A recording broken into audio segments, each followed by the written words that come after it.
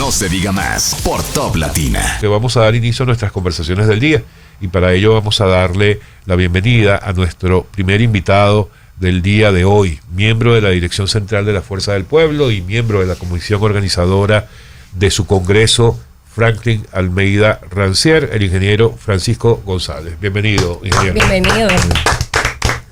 Buenos días, muchas gracias. Un placer estar con ustedes acá. Ingeniero, usted es miembro de la comisión organizadora del Congreso. Le preguntaba antes de salir al aire que qué pasaba con el Congreso, porque recuerdo que cuando tomaron la decisión de realizarlo y se escogieron las personas que iban a formar parte de la comisión, fue como de alto nivel la noticia, o sea, lo comunicaron mucho. Pero ha bajado como las informaciones alrededor. ¿Se detuvo el proceso? ¿Está andando? ¿Por dónde van? Lo primero que hicimos fue una elección democrática a nivel de la dirección central. Se eligieron los miembros de la comisión por región. A nosotros nos tocó por la zona del Gran Santo Domingo y Monte Plata representar esa región en lo que es la comisión. ¿En qué estamos nosotros? Nosotros estamos ahora mismo en el periodo de auditoría, auditoría del padrón electoral. Estamos verificando todo lo que tenemos ahora mismo a nivel de la membresía del partido. Estamos verificando los números de teléfono. Usted sabe que hay una movilidad importante entre los teléfonos que las personas pudieron haber tenido hace 4 años, la que tienen ahora, actualizando los correos electrónicos, actualizando toda la información referente a nuestros militantes, para saber realmente con quién contamos para echar el trabajo hacia adelante. En eso estamos ahora. En varias comisiones se está trabajando simultáneamente. Hay otra comisión que es la comisión de diagnóstico situacional, para ver los elementos, cómo nos percibe la población en este momento, en qué cosas podemos mejorar y ver qué piensan nuestros militantes sobre los resultados de las elecciones en el pasado proceso electoral. Y eso es básicamente. El Congreso termina con elección de autoridades, sí, ¿cierto? El Congreso se dividió en dos etapas. El padrón que se ha validado va a ser el que utilizaremos en una segunda etapa, que será el Congreso Manolo Tavares Justo, que iniciará, según nuestro calendario, el 1 de abril y culminará el 14 de junio. Claro, porque si tienen un padrón que puede ser que esté alterado, que sean personas que no realmente sean de la Fuerza del Pueblo, pueden alterar el resultado o alguien desde fuera puede tratar de incidir en el resultado. Puede incidir, o puede ser personas también que por alguna circunstancia hayan trascendido hacia otro litoral. Sí. Eso se vio mucho en las elecciones pasadas. Los tránsfugas. Famosos tránsfugas. ¿Cómo está viendo la Fuerza del Pueblo? Decíamos también en la pausa, y lo decía Miguel Alejandro, y yo me uno a eso, que qué bueno ver que la Fuerza del Pueblo está sacando más voceros a la calle. Porque incluso en época de campaña eran muy pocos los voceros de la Fuerza del Pueblo en los distintos programas. Ahora hemos estado viendo, nosotros somos testigos de eso, porque Leonel, Omar y José Gregorio. José Gregorio, el más destacado. Pero sí, no te oigo más. Pero sí, hemos estado viendo que están saliendo, no sé si llamarles nuevos voceros, porque tampoco es que son nuevos. El caso suyo, por supuesto, tiene una trayectoria dentro del partido. Pero eso me parece interesante y es loable, porque bueno, siempre es bueno escuchar a más gente y no solo a uno, ¿no? Sí. Aunque ese uno sea el máximo líder. Mira, no me dijo nada. Salud. La gripe está casi va a estar. Pero no ibas a decir nada. Bueno, sí, voy a aprovechar para preguntarle, para preguntarles cuáles van a ser los temas que va a desarrollar el Congreso y cuál va a ser la dinámica, qué puede esperar los militantes de la Fuerza del Pueblo. ¿Cómo están organizando esas jornadas? Miren, se está a través de las estructuras partidarias, es decir, las direcciones de base, las direcciones medias, la comisión organizadora y los vicesecretarios de organización están descendiendo o ascendiendo, como lo queramos ver, hacia esos organismos y verificando, llamándolos a reuniones y de manera presencial los estamos verificando. Igual va a pasar con las direcciones municipales y los compañeros que están en las otras estructuras partidarias, como la Secretaría y la Dirección Central. Ustedes han creado unas mesas técnicas de trabajo con diversos temas. Mesas temáticas. Mesas temáticas. Tenemos 21 mesas, que es la tercera parte que no te mencioné ahorita, en la cual estamos viendo, analizando los documentos discutidos en el primer Congreso del Pueblo, profesor Juan Bosch, y los estaremos verificando. Esa etapa va a comenzar precisamente ahora. Se están eligiendo los coordinadores, se eligieron los coordinadores de mesas temáticas y se está terminando de elegir los bufetes directivos de cada una de esas mesas. Esas mesas tienen temas, diciéndole, la primera es estatutos. Vamos a revisar los estatutos del partido, qué cosas funcionaron o han funcionado, o qué cosas necesitamos mejorar, qué debemos hacer para que el partido sea más operativo. Igual con la línea organizativa y electoral, discutiremos, hay muchas ideas, desde el tamaño que deben tener las estructuras, las direcciones de base, el tamaño que deben tener la dirección central, el tipo de organización que nos daremos, si es alrededor de un colegio, un recinto electoral. Son temas que tenemos que discutir a nivel de lo que es la línea organizativa. También tenemos el tema, la relación partido-sociedad, las políticas sectoriales que se desarrollarán o que se han desarrollado. Haremos una revisión de todos los documentos partidarios y haremos las enmiendas que correspondan. Igual la mesa de finanzas, todo, hay 21 mesas temáticas. Ingeniero, pero yo estoy seguro que usted no vino a hablar solamente de la fuerza del pueblo. Vamos a meternos en política pura y dura. Vamos a meternos vamos a meternos con el gobierno, ¿no? ¿Le parece? Claro. Pero antes de eso, yo voy a hacer un comentario. Porque yo suelo criticar mucho al doctor Fernández. Pero debo reconocer que ayer hizo algo que me pareció interesante, que fue ir a la Feria del Libro. Claro. Y no solamente ir, sino elogiarla e invitar al público a que vaya a la Feria del Libro, muy alineado, por supuesto, con su permanente visión de la lectura y de sus luces, pues, que nadie se las puede negar. Así que el doctor Fernández, a ver si me fui un poco con el doctor Fernández. No, y salió en la cuenta del Ministerio de Cultura. Del Ministerio de Cultura, sí. Ahí fue donde lo vi. Así que bueno, buena esa, doctor Fernández. Pero bueno, los temas que están en la palestra pública. Recientemente ha habido una serie de críticas y discusiones alrededor de, una vez que pasó el tema de la reforma fiscal y que fue al final retirada por el presidente Abinader, empezó a surgir la inquietud de, bueno, ¿y ahora qué? ¿Ahora qué va a pasar con todas esas obras que se mencionaron, que iban a ser las receptoras de los nuevos ingresos que se estarían recibiendo a través de una reforma fiscal? Y surgió en estos días lo del tren metropolitano. Usted es ingeniero. Sí. Al principio se dijo no va, pero ahora pareciera que sí va, pero a través del modelo de alianza público-privada. ¿Cómo lo ven ustedes, este proyecto del tren metropolitano? Miren, el doctor Leonel Fernández, el compañero presidente, fue el primero que se atrevió a soñar con el tema del metro de Santo Domingo. Sí. Y incluso se llegó a hablar, el presidente llegó a decir que las siguientes huelgas se iban a hacer por las extensiones del metro. A ver cómo se iban a desarrollar y dónde se iban a desarrollar. Esas fueron los primeros comentarios, y la gente decía, qué iluso, hablando de un metro en Santo Domingo. Bueno, ya el metro es una realidad. Y si usted mira, todas las líneas van llenas, y no solamente van llenas por abajo, sino que por arriba sigue igualito. Imagínese si no estuviera el metro, cómo estaría la línea por abajo. Solución, claro que sí. El tema de este tipo de obras es que se hagan con planificación, al margen de la improvisación, y que no sean simplemente anuncios porque este gobierno se ha caracterizado por hacer anuncios semanales, mensuales,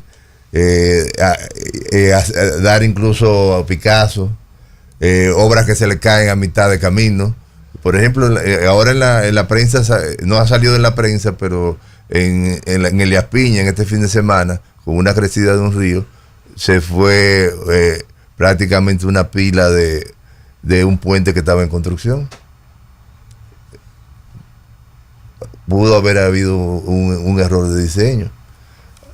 Si usted ve el metro de los Alcarrizos, tuvieron que tumbar un tramo de viga, precisamente porque se habían caído. Bueno, pero ese tipo de cosas en todo caso no se le debe atribuir al gobierno, sino al constructor que ganó esa licitación. Habría que ver las condiciones de diseño y cómo se planteó lo que se está haciendo. No, pero usted es ingeniero. Sí. O sea, un ingeniero puede recibir algo mal diseñado, y si lo ve que está mal diseñado, va a saber que eso puede ocurrir. No, hay cosas que, si está mal diseñado, ¿quién lo diseñó? Se tendría que ver. Ahora bien, por ejemplo, en La Vega, si nos vamos a La Vega, recuérdense que a principios de gobierno se cayó un puente ahí, en la autopista Duarte. El puente avisó, dio señales de que estaba fallando, y no se hizo nada. Se esperó que colapsara, y ahí hay una inversión importante que hubo que llevar a cabo para poder reponer el puente nuevamente. Y así hay una serie de obras que se están desarrollando. Mire, por ejemplo, la carretera del Ámbar, la autopista del Ámbar. Tienen 5 años anunciándola, más, porque también desde la oposición estaban hablando de ella. ¿Y qué se ha hecho por la carretera del Ámbar? Puerto Plata todavía la está esperando. No ha habido nada. Pero ha habido una serie de temas con la contratación, ¿no? De la licitación, una serie de nudos legales que vienen del pasado, que no se ha podido llevar a cabo finalmente la obra.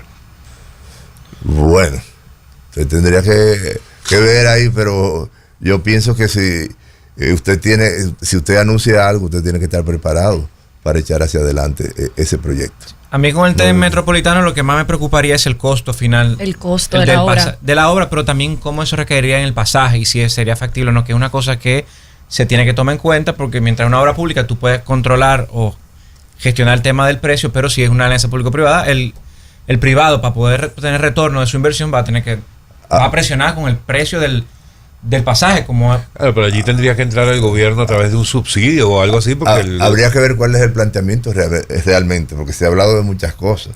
Se ha hablado de un tren, en algún momento llegaron a hablar de un monorriel, en algún momento llegaron a hablar. O bueno, miren lo que está pasando en Santiago también. En Santiago la estructura que se hizo prácticamente no tiene uso. La estructura que se hizo del teleférico de Santiago. Habría que ver qué estudios de origen y destino se hizo para ejecutar esas obras. Habría que ver con qué estudio cuenta el gobierno ahora mismo para el desarrollo del tren metropolitano. ¿Cuál es la tecnología que están planteando utilizar? Hay muchas preguntas que hay que hacer y responder. Ingeniero, ayer ocurrió un hecho, hace 2 días ya, ocurrió un hecho en Haití que agrava aún más la situación de Haití, como fue el ataque por parte de las bandas delincuenciales. Primero se habló de un avión, el de Spirit, que fue el más afectado, pero también luego la empresa JetBlue confirmó que uno de sus aviones también había presentado un impacto de bala en su fuselaje.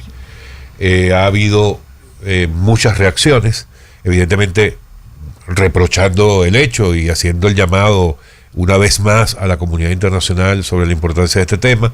Hoy amanecemos con la noticia de que la ONU ha suspendido la ayuda humanitaria que estaba dando permanentemente a Haití y que los Estados Unidos suspende definitivamente los vuelos, por lo menos durante un mes. O sea, se sigue agravando la crisis en Haití.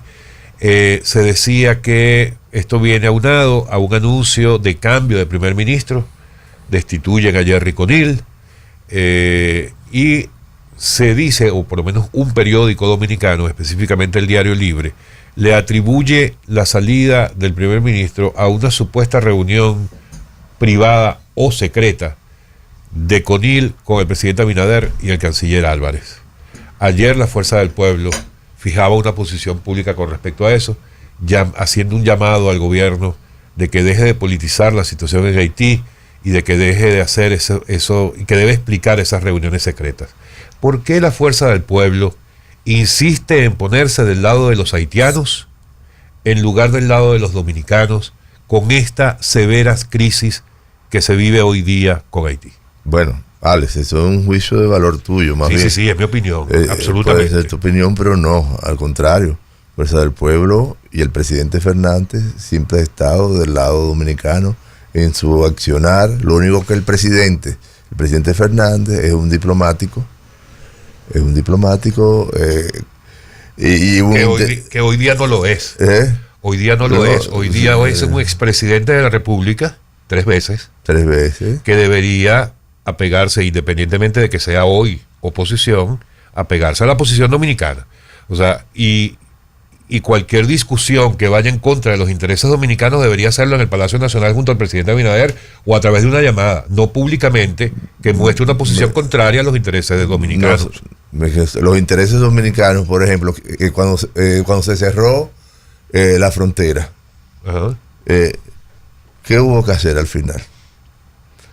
Ir a una mesa de negociación por el tema del canal. Y el presidente fue el primero que lo avisó, que el camino correcto era irse por el lado diplomático. Y al final, ¿quiénes fuimos los más perjudicados? La República Dominicana. ¿En qué sentido? ¿En qué perjudicó? Al nivel del comercio. Al nivel del comercio, los que estaban allá. Yo no he visto a nadie. Sí, recuérdate. Todo lo contrario. Recuérdate, Alex, en ese momento hubo mucha presión con los productores dominicanos que llevaban allá hubo mucha presión en ese momento.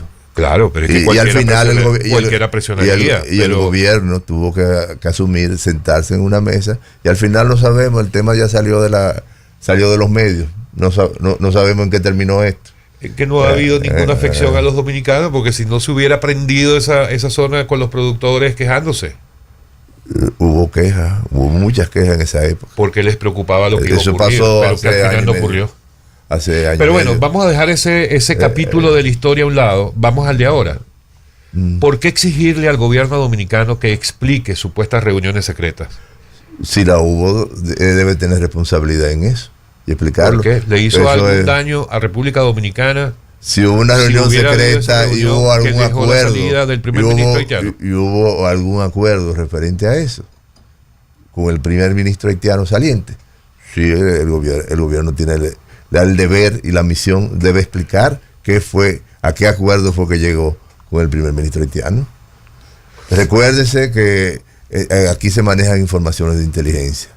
El primero que habló también el primero que habló del caso de Jochi Gómez, de lo que estaba pasando, fue el presidente Fernández. Ya lo desmintieron, y a las 2 semanas salió la noticia de que estaban sometiendo a Jochi Gómez junto con el decreto del hermano como cónsul de Panamá.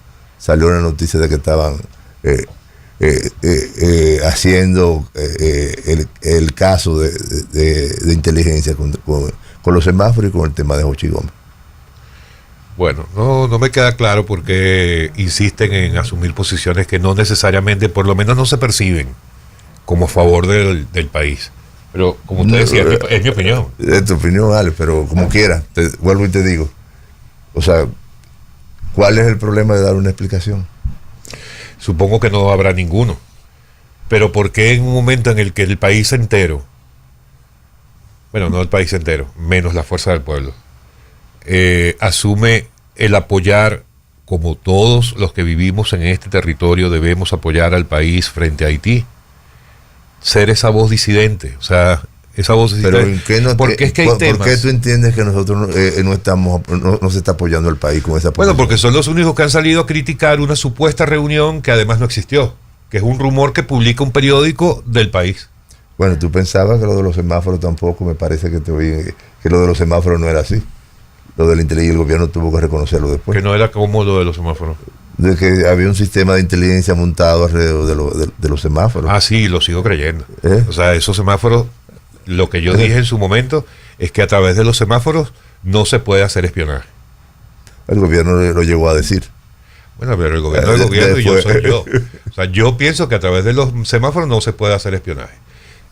Que es un sistema que puede captar cualquier escena que pase, eso es seguro.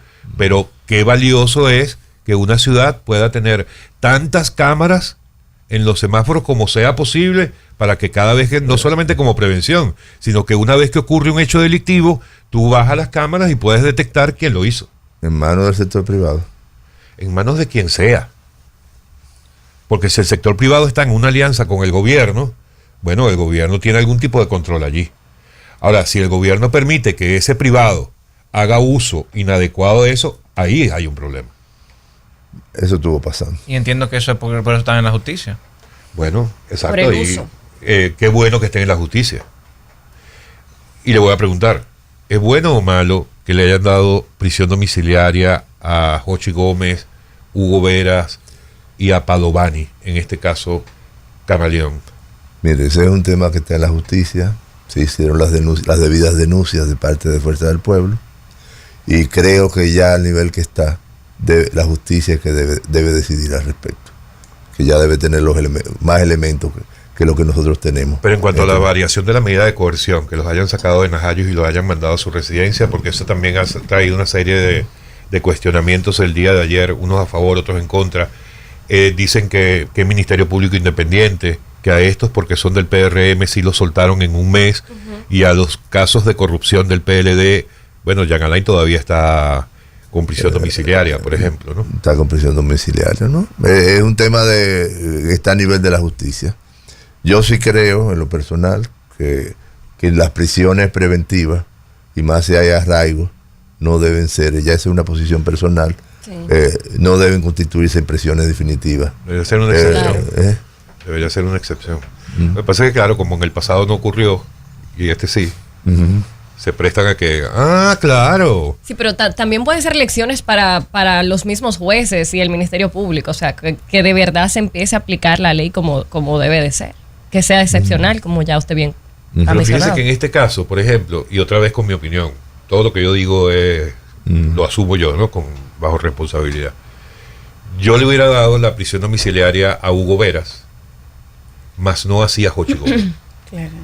Porque si el Ministerio Público de alguna manera me ha demostrado, yo como juez, ¿no? Sí, claro. Si el Ministerio Público ha dicho de alguna manera y ha demostrado que esta persona tenía todo el control que tenía de inteligencia, y que se ha dicho mucho de él, no solamente en este caso, sino desde hace varios años, nada me garantiza a mí que él no pueda hacer uso de todos esos recursos tecnológicos para modificar algo que tenga que ver con el expediente, ¿cierto? Cosa que desde la cárcel no podría hacer porque no tiene acceso a todas esas herramientas, que ahora sí lo tendría desde su casa. Sí, en caso Yo poniéndome del lado en del caso tribunal, ¿no? del peligro. Claro, Del peligro del accionar posible de un imputado. yo lo hubiera dejado. Perdón, Jochi Gómez, pero bueno. Nada, ingeniero, ¿qué se ve o qué ven ustedes en lo adelante después de todo lo que ha estado pasando en los últimos días? El retiro de la reforma fiscal. El gobierno ha dicho que bueno, que va a seguir adelante, que no van a presentar un nuevo proyecto. La posición de ustedes con respecto a esto, ¿lo ven positivo? ¿Consideran que aún cuando se presentó todo lo que se presentó, aún así se mantiene la necesidad de un nuevo proyecto de reforma fiscal? Miren, nosotros entendemos que lo primero que deben hacer es sincerizar el gasto público. Tenemos que ver en términos reales y obras que se desarrollan, o sea, que se están desarrollando, que tienen tal vez un presupuesto abierto, deben ser revisadas y no iniciar nuevas acciones que no se correspondan con una planificación y un presupuesto adecuado. Sí hay que marchar a las empresas, a las personas físicas que tengan algún tipo de variación, algún tipo de desviación, digamos, en su conducta fiscal. todo el mundo debe cumplir la ley. Perseguir la evasión. Perseguir la Eso evasión. es algo que por ahí puede estar. Yo creo que la salida de esto. Oye, terminamos estando de acuerdo al final. Gracias, ingeniero, por acompañarnos. Bueno, gracias a usted. Amigo, el ingeniero Francisco González, miembro de la Dirección Central de la Fuerza del Pueblo, con nosotros en No Se Diga Más a través de Top Latina. No se diga más por Top Latina.